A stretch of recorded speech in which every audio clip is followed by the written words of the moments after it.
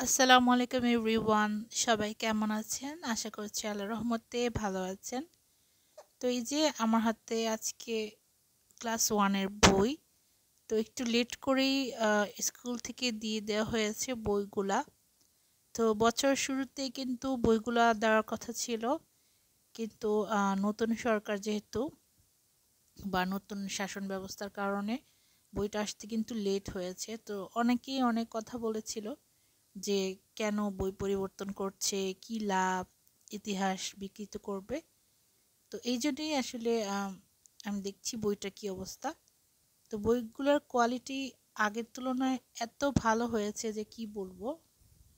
আগে যে পেজগুলো ছিল খুবই সফট এবং ভঙ্গুর ছিল, আর এখন এটা দেখেন খুবই মানে কোয়ালিটিফুল আমি বলবো।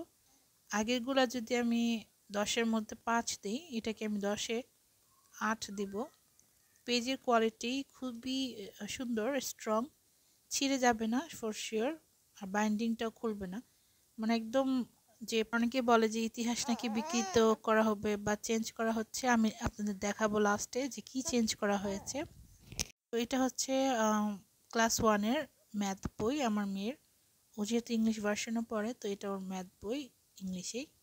তো বইয়ের কোয়ালিটি খুবই ভালো। জাস্ট চেঞ্জ আসছে যে বইয়ের পেছনে যে আম, সাবেক প্রধানমন্ত্রীর ছবি থাকতো না, কোটেশন থাকতো, ওটা চেঞ্জ হয়েছে জাস্ট।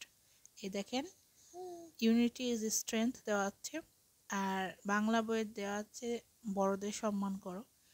তো প্রতিটা বইয়ের পেছনে কিন্তু শেখ হাসিনার কোটস দেওয়া থাকতো, এবার এগুলো চেঞ্জ করেছে। তো যে কারণে বুঝলাম যে এত সময় নিয়েছে। এই বিষয়ে আপনার কি মতামত জানাতে পারেন। ভাই ভালো থাকবেন, আল্লাহ হাফেজ।